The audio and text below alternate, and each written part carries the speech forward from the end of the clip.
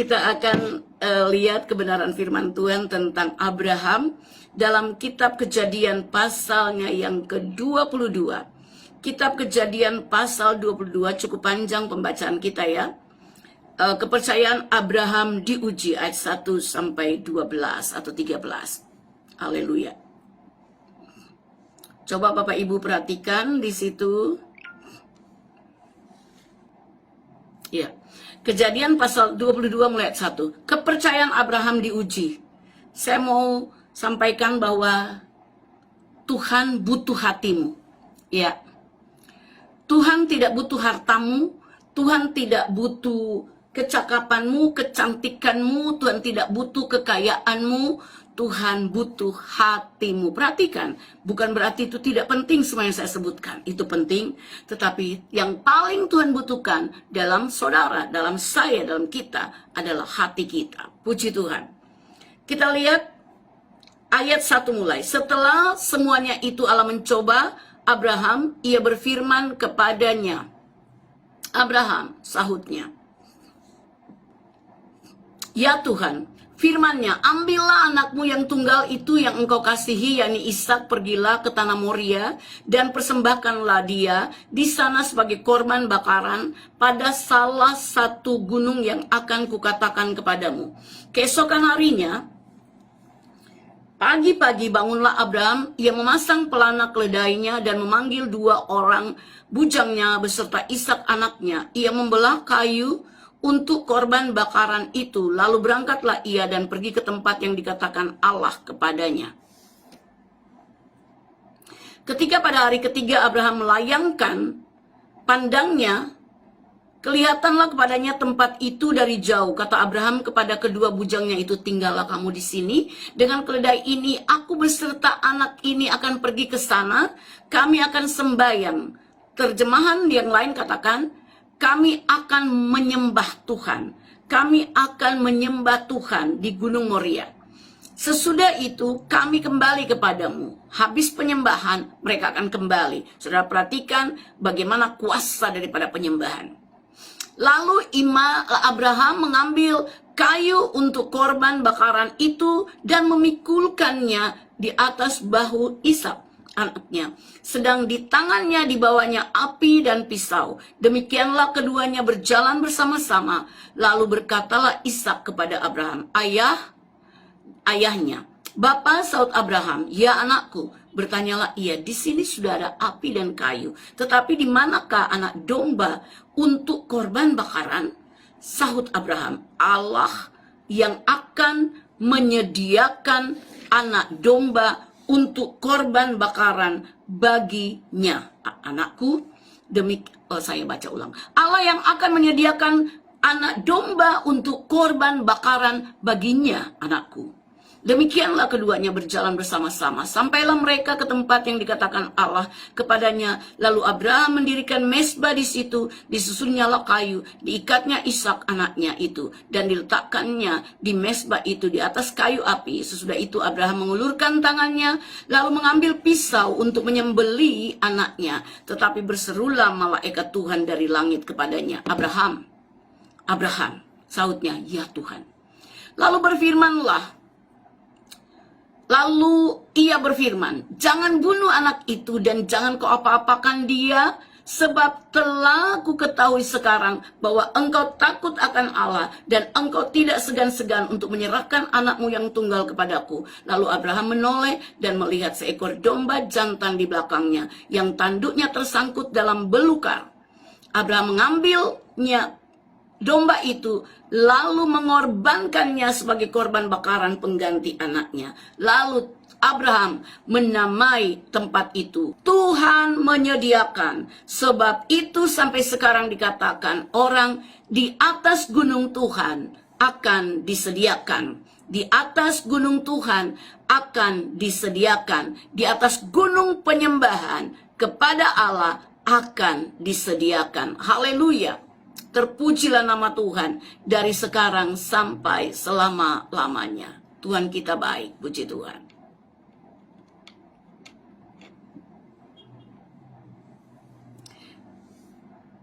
Bapak Ibu Saudara terkasih dalam Kristus Yesus. Saya ingin menyampaikan kepada kita, saudaraku,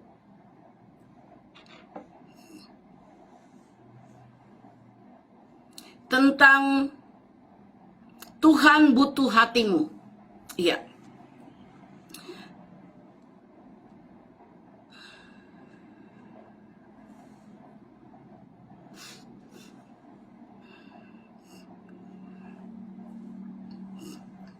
Allah tidak butuh persembahan Anda.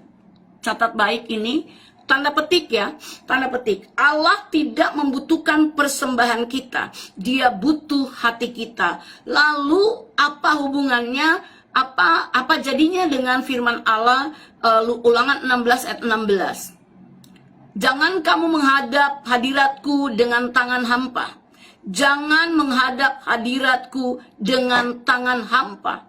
Bapak Ibu Saudara, ini tidak berarti saya katakan Allah tidak butuh persembahanmu, tapi dia butuh hatimu. Ini tidak berarti bahwa Allah kita adalah Allah yang tidak membutuhkan, Allah yang tidak membutuhkan persembahan kita. Tetapi yang dimaksudkan adalah persembahan kita itu didasarkan atas hati yang seperti apa, ya. Persembahan kita itu kalau kita dasarkan itu bukan dari hati yang sungguh-sungguh mengasihi Tuhan, dari hati yang benar mengasihi Tuhan, maka Tuhan nggak butuh harta kita. Perhatikan saudaraku, Allah menguji Abraham, Allah menguji hati Abraham. Kalau Allah bisa menguji hati Abraham, Allah juga akan menguji hati saudara dan saya. Allah juga akan menguji hati saudara dan saya. Mari Bapak Ibu Saudara yang dikasihi Tuhan kita Yesus Kristus.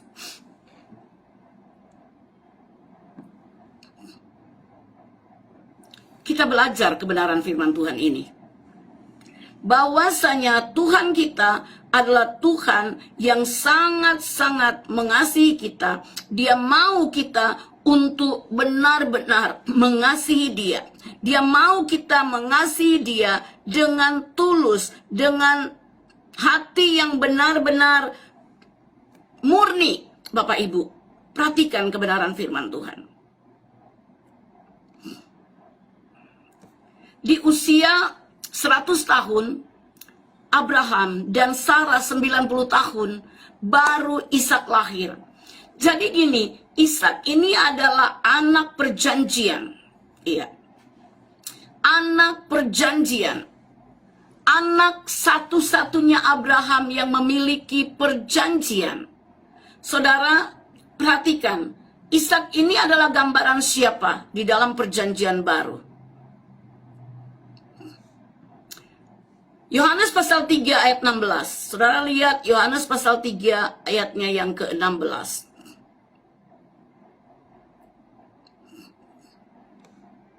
Karena begitu besar kasih Allah akan dunia ini, sehingga Ia telah mengaruniakan anaknya yang tunggal, supaya barang siapa yang percaya kepadanya tidak binasa melainkan beroleh hidup yang kekal. Yesus adalah anak tunggal Allah. Yesus adalah anak tunggal Allah yang dipersembahkan untuk saudara dan saya. Ishak adalah anak tunggal laki-laki perjanjian Allah yang dipersembahkan oleh Abraham bagi Allah. Saudaraku, ini soal hati Bapak Ibu. Hati Abraham sangat-sangat mencintai. Hati Abraham sangat-sangat mencintai anaknya Ishak. Tetapi hati Abraham lebih taat kepada Tuhan. Hati Abraham lebih taat kepada Tuhan. Saudara, ini adalah ujian untuk Abraham. Tahukah Bapak Ibu Saudara, bahwasanya ujian itu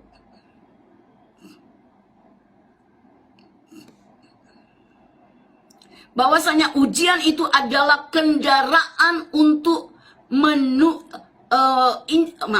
ujian itu adalah kendaraan untuk menuju keberhasilan. Dan perhatikan, Ishak ini adalah kendaraan menuju generasi ke generasi. Ishak adalah perjanjian Allah bagi generasi ke generasi. Saya posisikan yang baik dulu ya handphone saya untuk monitor saudara ya. Ya, oke, maaf. Oke, sekali lagi saudaraku, Ishak adalah kendaraan untuk menuju generasi kepada generasi. Kita perhatikan sekali lagi. Ups, maaf. Ya.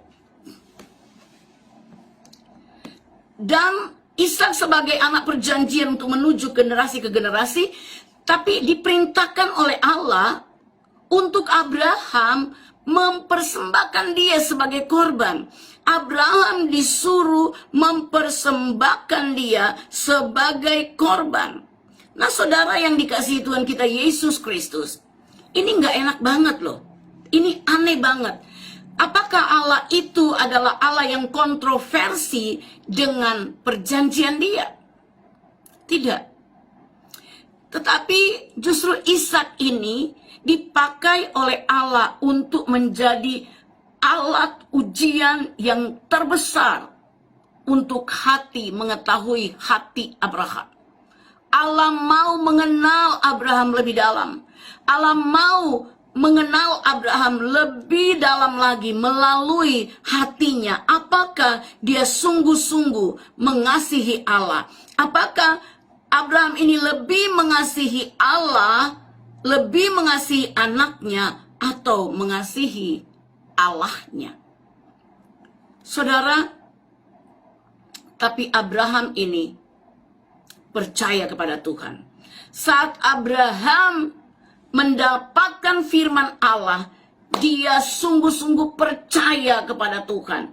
Dia beriman ini dan dia percaya kepada Tuhan. Dan Allah memberikan dia kemenangan pada akhirnya. Bapak Ibu, kemenangan belum kita dapatkan jika kita belum melalui ujian. Hari ini ujian buat saya untuk visa, Bapak Ibu. Dan saya udah deklarasi tadi pagi, saya berdoa sejam lebih, Bapak Ibu Saudara. Saya bersyukur, saya sungguh bersyukur walaupun tidur saya cuma 2 jam, Bapak Ibu. Tetapi saya sungguh memuliakan Tuhan. Saya sungguh bersyukur kepada Tuhan.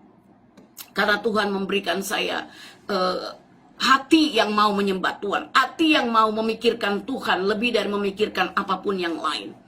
Nah saudara, tetapi sekarang untuk Abraham, dia punya iman yang kuat. Apakah Sarah akan memiliki iman yang kuat sama seperti Abraham? Nah saudara yang dikasihi Tuhan Yesus Kristus, nah Sarah ini masalah besar kalau Sarah tahu. Kalau Sarah tahu bahwa Sarah tahu Abraham akan mempersembahkan Ishak, saudaraku, maka tentunya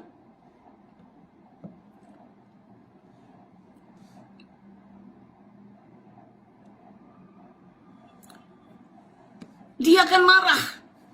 Dia akan sangat marah terhadap suaminya. Abraham akan bisa disalahkan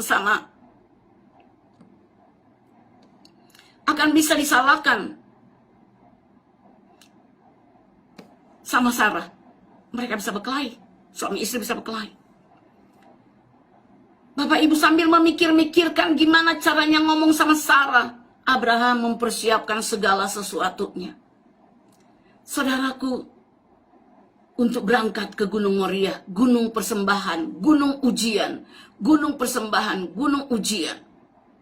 Nah, jarak tempat Abraham dengan Gunung Moriah adalah kurang lebih 50 mil, ya. 50 mil itu berapa kilo ya? Sekitar 60 ya, 60 kilo. Itu akan mereka akan menghadapi perjalanan sekitar 3 hari, ya. Lebih dari 60 sih ya saya tahunya ya. Karena 1 mil itu nggak sampai sekilo ya. Ya. Nah saudaraku yang dikasih Tuhan kita Yesus Kristus, coba lihat ayat 5, itu perkataan iman Abraham. Perkataan iman Abraham. Tinggallah kamu di sini, dia bilang sama bujangnya dengan keledai ini, aku beserta anakku kami akan sembayang, kami akan sembayang, kami akan sembayang. Bapak Ibu yang terkasih, dan kami akan kembali kepada kamu. Kami akan sembayang dan kami akan kembali kepada kamu.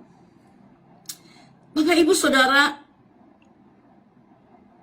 yang dikasih Tuhan kita Yesus Kristus, ini perkataan iman yang sangat luar biasa. Bapak Ibu Saudara, kalau Anda ada dalam ujian, Anda harus mengatakan hal yang positif seperti yang Anda imani. Saya katakan hari ini saya akan pergi tes, interview. Hari ini saya akan interview dan saya akan kembali ke sini lagi dan bertemu dengan saudara dan menyampaikan kabar sukacita apa yang menjadi rencana Allah dalam kehidupan saya. Makanya saya bilang nanti malam saya masih akan tetap melayani. Besok pagi ada hamba Tuhan yang akan melayani saudara dan nanti malam saya akan melayani. Nah, saudara yang dikasih Tuhan kita Yesus Kristus, kita perhatikan. Ini sangat luar biasa Bapak Ibu. Ini sangat luar biasa. Ayo kita bersemangat. Ayo kita bersemangat terus.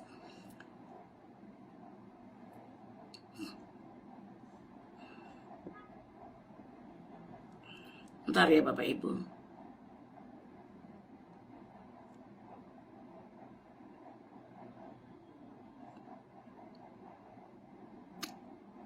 Saya mesti ada monitor nih Bapak Ibu.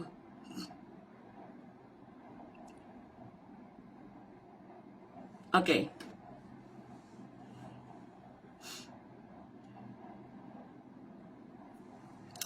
Jadi perhatikan saudaraku, Allah tidak menghendaki Ishak, tapi Allah menghendaki hati Abraham. Dalam hal ini, yang Allah saat itu sedang uji bukan Ishak, tetapi Abraham. Ya. Saudara, percayalah, ayat 5 ini adalah perkataan iman. Kami akan kembali. Ishak itu umurnya sekitar 17-18 tahun pada waktu itu. Ishak tanya, Pak, mana dombanya? Jawaban Abraham itu bahasa orang beriman. Jawaban Abraham adalah bahasa orang beriman, Bapak Ibu. Nah, kalau orang beriman,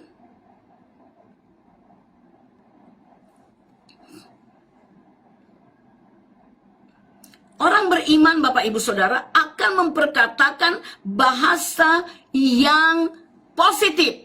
Tuliskan, orang beriman akan mengatakan bahasa kata-kata yang positif. God will provide the burnt offering, my son. Allah akan menyediakan korban bakaran. Jika engkau mau beribadah kepada Tuhan, engkau mau menyerahkan hatimu kepada Tuhan, engkau tidak akan tahan-tahan apapun yang Allah minta kepadamu, karena engkau percaya bahwa Allah sudah menyiapkan apa yang akan engkau korbankan kepada Tuhan. Artinya Bapak Ibu Saudara, setelah hatimu teruji, hatimu dulu dipersembahkan, maka persembahan yang engkau akan korbankan kepada Allah akan benar-benar tersedia. Bukan Ishak, tetapi hati daripada Abraham yang Tuhan mau dipersembahkan. Saudaraku, bukan uangmu. Engkau kasih uangmu untuk Tuhan. Engkau balikin perpuluhanmu di gereja saudara untuk Tuhan, untuk pekerjaan Tuhan.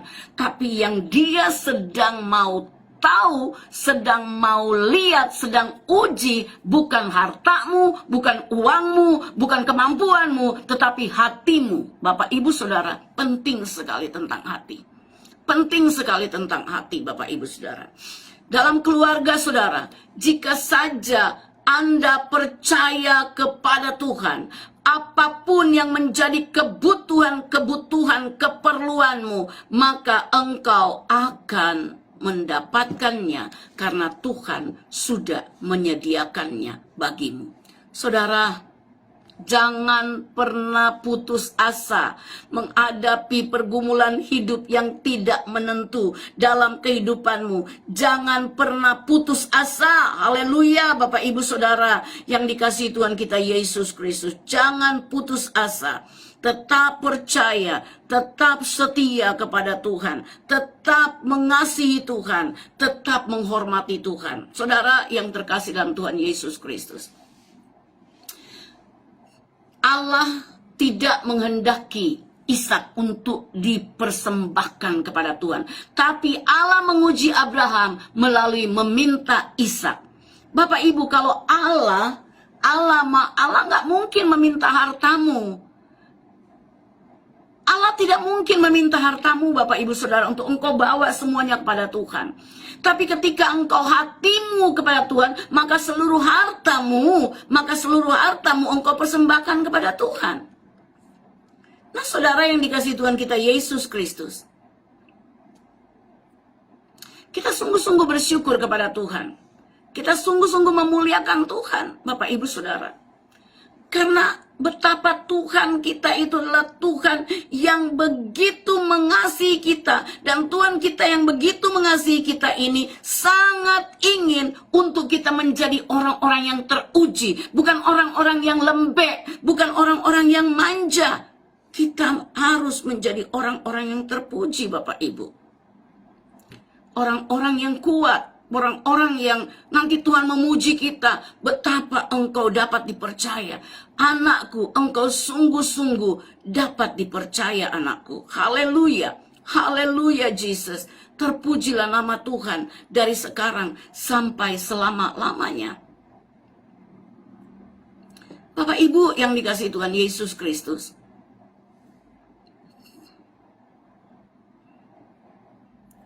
ketika Allah kasih perintah untuk Abraham memberikan persembahan, Bapak Ibu Saudara, Abraham langsung taat. Kenapa? Karena posisi hatinya itu cuma ke Tuhan. Ketika Allah meminta Anda untuk mempersembahkan suatu persembahan syukur kepada Tuhan, suatu persembahan korban kepada Tuhan, ketika Allah meminta engkau mengembalikan perpuluhanmu, bagaimana hatimu, saudara? Alkitab berkata, di mana hatimu berada, disitulah, di mana hartamu berada, disitulah hatimu berada. Jika engkau menganggap bahwa semua yang ada padamu itu adalah hartamu, bukan hartanya Tuhan, maka hatimu akan ke hartamu. Hatimu nggak akan ke Tuhan. Kita akan menjadi orang yang pelit, Bapak Ibu Saudara. Kita akan menjadi orang yang pelit, ya. Tuhan, sesungguhnya Tuhan tuh tidak butuh harta saudara, tapi Dia butuh ketaatan saudara, hati saudara. Ngapain Allah minta hartamu? Apa Tuhan kurang kaya? Apakah Tuhan kurang memiliki? Apakah Tuhan kurang berkuasa? Kita tadi bersama Putri Siagian kita sudah menyanyi, ku percaya Engkau Tuhan berkuasa, Engkau sanggup memulihkan hidupku. Dalam tangan-Mu ku serahkan seluruh hidupku. Tiada yang mustahil bagimu, Yesusku. Sungguh tiada yang mustahil bagi Yesus kita, Bapak Ibu Saudara. Dia berkuasa untuk menyediakan. Dia bukan kurang punya, kurang kaya. Lihat nih, Yesaya 66 ayat 1. Beginilah firman Tuhan. Langit adalah tahtaku dan bumi adalah tumpuan kakiku. Wow. Rumah apakah yang akan kamu dirikan bagiku, kata Tuhan. Dan tempat apakah yang akan menjadi perhentianku? Tuhan itu punya bumi, punya langit, Bapak Ibu Saudara. Bahkan hidup Anda punya Dia. Sebetulnya harta Anda itu punya Dia. Tapi Dia cuma minta 10% dari punya Dia itu untuk dijadikan milik Dia, bukan milik Anda. Tapi hati kita ini loh, hati kita mengatakan nanti tidak cukup buat aku. Ya, mendingan aku kasih sama mertuaku. Bapak Ibu Saudara, Allah kita besar, Dia nggak minta, Dia nggak perlu hartamu. Anda masih ingat lagu anak sekolah minggu? My God is so big, so strong and so mighty, there is nothing my God cannot do. Haleluya. Tuhanku besar, kuat dan perkasa, tiada yang mustahil bagi Dia. Bapak Ibu, Tuhan kita terlalu besar dan ada mustahil bagi Dia. Dia sanggup mengadakan apa yang Dia butuhkan. Dia tidak perlu minta dari Anda. Tapi yang Dia minta dari Anda adalah ketaatanmu. Haleluya. Ketaatanmu. Jangan sombong Bapak Ibu. Kalau Anda sudah bisa memberi, Dia bukan butuh apa yang engkau beri, tapi Dia butuh hatimu. Di balik pemberianmu, hatimu posisinya di mana? Di balik pemberianmu, hatimu itu seperti apa? Iya. Di mana hatimu? Di mana Bapak Ibu Saudara? Di mana hatimu?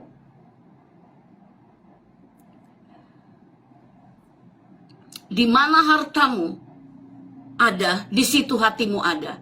Kalau hartamu ada di surga, maka hatimu ada di surga. Maka engkau akan menjadi taat. Haleluya. Engkau akan menjadi taat. Hatimu akan tunduk kepada perintah Allah. Hatimu tidak akan hitung-hitungan. Hatimu tidak akan bimbang-bimbang. Hatimu tidak akan ragu. Hatimu tidak akan mendua. Hatimu akan teguh. Jika hatimu fokus kepada perkara rohani, maka di sanalah hartamu. Hatimu akan membawamu kepada hartamu. Tolong dituliskan. Hatimu akan membawamu kepada hartamu. Haleluya Bapak Ibu Saudara. Sekali lagi tuliskan. Hatimu akan membawamu kepada hartamu. Haleluya. Praise the Lord. Praise the Lord. Praise the Lord. Puji Tuhan. Puji Tuhan. Puji Tuhan. Haleluya. Haleluya. Haleluya. Hatimu akan membawamu kepada hartamu. Hartamu berada di mana? Haleluya. Hartamu ada di surga. Saat Abraham ambil pisau nih. Abraham ambil pisau. Ya. Untuk siap mengorbankan Ishak. Tiba-tiba malaikat berseru, "Stop! Stop Abraham!" Langsung Abraham menoleh dan dia melihat ada domba tersangkut di semak. Bapak Ibu, domba tersangkut di semak. Sudah tersedia korban persembahan yang sesungguhnya yang harus Abraham bunuh, dipersembahkan untuk Tuhan. Saudara, lalu Abraham mempersembahkan domba yang tersangkut di semak itu, menggantikan Ishak. Lihat respon hati saudara yang benar, yaitu taat. Perhatikan, respon hati yang taat akan mendatangkan mujizat. Respon hati yang taat akan mendatangkan korban persembahan yang sesungguhnya. Respon hati yang taat akan menyediakan penyediaan supranatural dari Allah bagi saudara. Jika saja hatimu taat, karena engkau tahu hatimu di mana hartamu, di situ hatimu berada. Engkau tahu bahwa hartamu ada di surga, maka hatimu ada di surga. Engkau akan taat dan itu akan menghasilkan mujizat terjadi. Bapak Ibu, Anda butuh mujizat.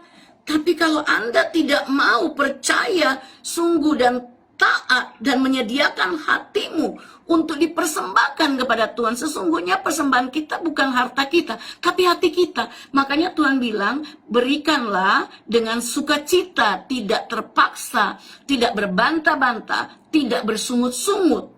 Korbankan dengan sukacita, tanpa bantahan. Nah Bapak Ibu yang terkasih dalam Kristus Yesus, kita sama-sama tahu bahwa Allah itu melihat hati. Dia bukan melihat bentuk persembahan kita. Dia tidak melihat bentuk persembahan kita. Dia tidak menilai nominal persembahan kita. Makanya Tuhan pakai kategori begini. Yang orang yang kaya kasih lembu sapi, kambing domba. Orang yang miskin kasih burung tekukur dan burung merpati, Bapak Ibu. Kenapa demikian? Karena Allah tahu kesanggupan kita, Allah tahu kapasitas kita. Allah tidak akan meminta lebih dari yang kita punya. Makanya Allah tidak menguji kita lebih daripada kekuatan yang kita punya. Jadi kalau Anda diuji sampai saat ini, kekuatanmu masih cukup untuk menghadapi masalahmu. Kekuatanmu masih cukup. Kalau Allah meminta korban persembahanmu, perpuluhanmu, maka dia tahu bahwa setelah itu sisanya masih cukup untuk Anda. Tapi kita sering memikirkan hari esok lebih daripada hari ini. Ya. Pikirkan saja hari ini. Alkitab bilang kesusahan sehari cukup untuk sehari. Dan Abraham berkata, di atas gunung Tuhan Allah menyediakan. Maka gunung Moria disebutkan sebagai gunung penyediaan Tuhan. Nah, ini kan adalah cerita antara ayah bapak Abraham bersama anak Ishak. Nah, sekarang ini menggambarkan apa? Ini sedang menggambarkan kepada kita tentang Allah Bapa dan Allah Anak Yesus Kristus Tuhan. Saudaraku yang dikasihi Tuhan kita Yesus Kristus.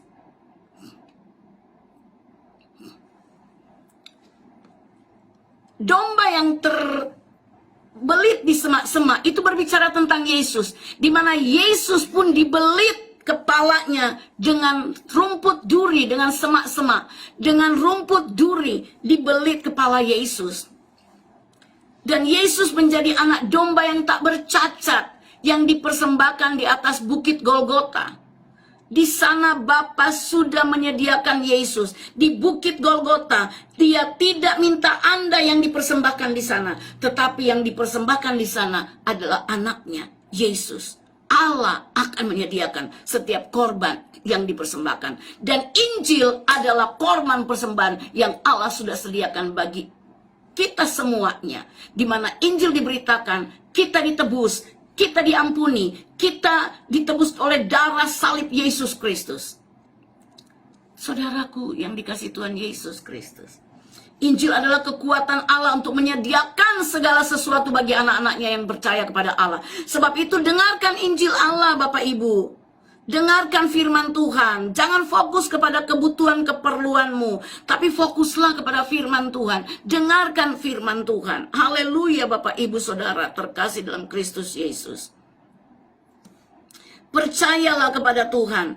Percayalah dengan tidak bimbang. Saudara, Yesus adalah apa yang Allah sediakan bagi Anda dan saya. Jika Anda punya Yesus, Anda punya segalanya. If you have Jesus, you have everything. Segalanya engkau punya. Haleluya. Engkau tidak kekurangan suatu apapun. Katakan, Jesus is enough for me. Katakan, Yesus itu cukup bagiku. Jika Anda punya Yesus, Anda nggak butuh iblis yang menggoda dengan memberikan harta dengan cepat. Anda tidak akan tergoda untuk investasi bodong. Itu adalah cara-cara iblis untuk menipu orang-orang manusia, termasuk anak-anak Tuhan. Bapak, Ibu, Saudara yang dikasihi Tuhan kita Yesus Kristus, jangan sampai kita tertipu oleh iblis yang suka mengiming-imingi dengan harta.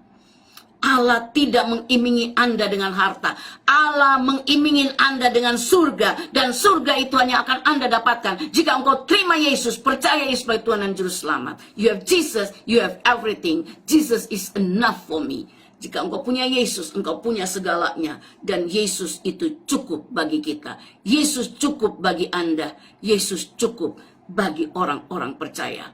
Apa yang Anda butuhkan, just call upon the Lord. Apa yang Anda butuhkan, berserulah kepada Tuhan. Seperti saya butuhkan dalam 1 bulan ini Tuhan akselerasi dana yang ada pada bank saya. Dalam 1 bulan ini Tuhan lipat gandakan dana yang ada di bank saya. Saudara, katakan, Jesus, engkau cukup bagiku. Apa yang kau butuhkan, engkau tinggal katakan kepada Yesus. Saudara yang dikasihi Tuhan Yesus Kristus, Kristen itu adalah produk Yesus di kayu salib. Kristen adalah produk Yesus di kayu salib, di mana Yesus mau bahwa kita akan berhubungan langsung dengan Allah. Bukan domba kita persembahkan, baru kemudian darah itu menutup dosa-dosa kita. Sehingga Allah bisa melihat kita, karena Allah tidak mau lihat dosa. Tetapi Yesus diberikan kepada kita, Bapak Ibu Saudara, untuk menebus dosa-dosa kita. Makanya Kristen itu adalah penebusan, bukan agama. Kristen itu bukan ritual. Kristen itu adalah hubungan pribadi dengan Allah. Agama adalah sistem yang dibuat oleh manusia. Tapi kekristenan adalah produk yang dibuat dari surga. Melalui Yesus yang diturunkan ke bumi, mati di kayu salib Golgota bagi Anda dan saya. Anda harus tahu apa itu Kristen yang sesungguhnya.